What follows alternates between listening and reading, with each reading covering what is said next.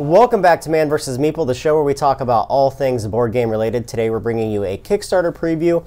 This one is for Vegas Wits and Wagers. This is a brand new addition to a classic party game that's been out for years. Yeah, absolutely cool variation. I have to admit, I hadn't played Wits and Wagers before this, so this is kind of my intro to Wits and Wagers. Wits and Wagers has been around for years and years. Actually, IndieCon, which is a local convention for us, has a regular Wits and Wagers tournament during the convention. It's been played by thousands upon thousands of people. Super popular game.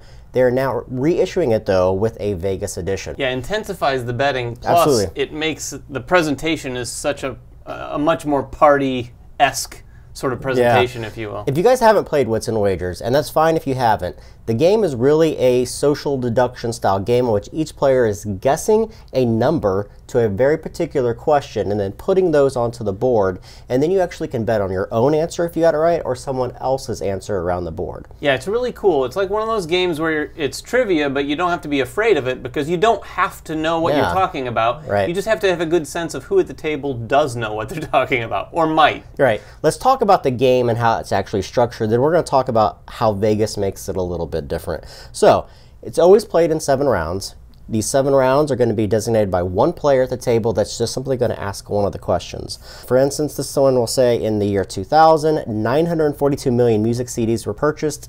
How many were purchased in 2011? So 2011, how many? Probably fewer CDs, I'm guessing, with the digital age. Right. Yeah, so you have to either basically take your best guess at that, because you'll find a lot of these questions are not exactly, oh, I know that one. Right. Like, no one's going to know that one. You're just going to sort of, based on the information that you can, your best educated guess, and then you're going to write it down. Write it down on one of the boards. Yeah, each player has their own placard in front of them. It's double-sided. The back side is just going to show the color of the player that you're representing. On the other side, it's going to have a blank area.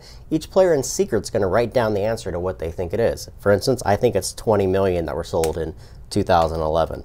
Everybody, when they're done, is going to place those, just throw them onto the board themselves. You've got a couple answers in here. And then, what's different about this game, there's a blind bet. Without revealing any of the answers in the table, each player has a number of betting chips in front of them. That number is 2. They will always have these 2 chips in front of them no matter what. One of them is denoted by $100 and one of them is denoted by $200. But any one of your bets that you make have to be made with one of these 2. Yeah. You will be accumulating more money, but any stack you put out on the table to bet has to have either the 100 or the 200 starter chip. So before the main betting takes place, everybody's allowed to do a blind bet. So you look around the table and say, hey, I think David's in the music industry. He probably knows this answer. I'm going to take a blind bet that I think that he may have the correct answer. At the far right side of the player board, you have a color for each individual player. You are allowed to bet on those players without looking at the answer. So I could say, I want to bet 100 of my dollars on him. The great thing is that this pays out 10 to 1, so I'm going to get $1,000 for my $100 if you are the correct answer. Right, this is the juiciest bet on the board. The other cool thing about this bet is, say I don't know myself, and I don't know that I'm part of the record industry, or someone else, and they go, oh, well, but Jeremy knows something about David. He's betting on David, so maybe I should bet on David too. Right. So you've got a lot of that. A lot of people holding their chips and thinking, kind of looking at the table, what are other people going to do? If everyone starts pouring their chips on one person, maybe you want to jump on there too.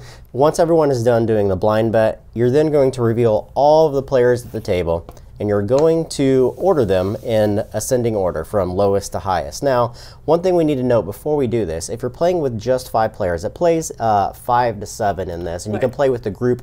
You could play with 14 players where people team up together. There are extension boards that will cover it with fewer players, so some of these odds you're going to be covering. For instance, if you're playing with just 5 players, you're going to cover the left and the far right, meaning that those bets are completely off. That's going to determine how many different areas are on here. So you're always going to have a placard in one of each of these individual areas. So you're going to order these. We had some other bets, but just for example, order them in ascending order. Then you place a non-blind bet. This is obviously after you've gotten this information. You can say, oh, okay, interesting.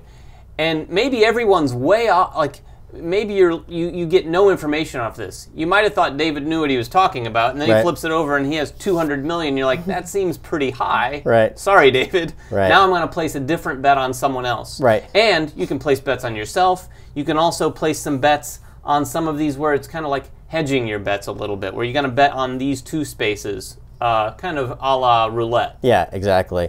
You're always allowed to bet your chip and any amount of money that you've collected through the course of the game. The way that the betting actually works, though, there's only going to be one winner or one set of winners. It's the player who gets closest to the answer but does not go over. So, for instance, the answer in this case is 223 million, right? So David did know what he was talking about. Yeah, so if I had bet on this, it probably would have been closer if there was one that was 400 million here, and then I would pay out 2 to 1 for my $200 and anything that was below it. Right. It's really cool because at this point, it's not about who knows the answer or who's closest to the answer, but it's really about just looking at the numbers that are on the table and going, well, and this is the safest bet. Yeah. Because here's 200, say the next one was $1 billion. Yeah. It wouldn't make any sense. So it's an easy bet to go here at the 200 million because there's a huge range there. Right. Whoever wins the round, now remember, winning the round doesn't mean that you had the correct answer. It's you bet on the correct answer. If you win the round and you got a payout from it, you will get whatever round it is, that denomination of money. Now, round 1, each player that got the correct answer will get 100, and then 200, all the way up to 700 for 7 rounds in the game. One other betting area you can go to is the small bet. If you think that the answer that's in the lowest position is wrong, and it's even lower than that, you can bet on the small bet, and that's a 6 to 1 payout. Yeah, that is an interesting. We had some winners in our first game with this too. With small bet. The small bet. Yeah. Okay, let me talk real briefly, too, about what you're getting in this. So there's 2 different editions that are going to be in the Kickstarter. Yeah, this is great. The first one is you're getting the playmat. This playmat is huge. It's double-sided. It has the basic party edition on the back side if you don't want to play with the Vegas options in it. You're also going to get new denominations of money. You're getting thousands and 500s. Right. Because you're going to be betting and making a lot of money in this game. Also, you're going to get these 2 boards that will block up locations that are less than 7 players. You get a 7th player board. Yeah. The Elvis board. Yeah. Along with another pen, of course. If you have not played Wits and Wagers and you want the actual game with it, you also will have an ability to back the deluxe version as well. Yeah, that's the one I would probably go after. Yeah. I mean, you have Wits and Wagers. I don't. So that second tier with Wits and Wagers Party Edition plus the Vegas mat and accessories is probably the way to go for me. This is a great approachable party game for everybody. For those people that have guests over and don't know what kind of game to play, Absolutely. Pass up the Trivial Pursuit. Go directly to Wits and Wagers. It's engaging. It's fun. You don't have to have the right answer, which is awesome. You guess, you think you might know someone that has the right answer. You bet on them. You can play this all the way to age 7, all the way up to age 99. Exactly. Even though the game, like we said, even though the game is based around sort of trivial information or trivia questions, people who are generally afraid of that, and there always is someone. Let's play a trivia game, and then someone's quietly thinking to themselves, oh, man, every question's about this is going to be miserable. I won't know anything. I'll feel like I'm a failure. None of that happens in this game. Absolutely. Everyone will have fun at the end of this game. I can't imagine anyone playing this game and going, eh. Yeah. It's just a lot of fun. If you guys have questions about it, make them in the comments below. Subscribe to us, follow us on Twitter, like us on Facebook. Come say hi to us at Gen Con. Yes. And we will catch you guys next time. Bye-bye. Season 2 of Man vs. Meeple is sponsored in part by Cool Stuff Inc. Cool stuff in stock at coolstuffinc.com.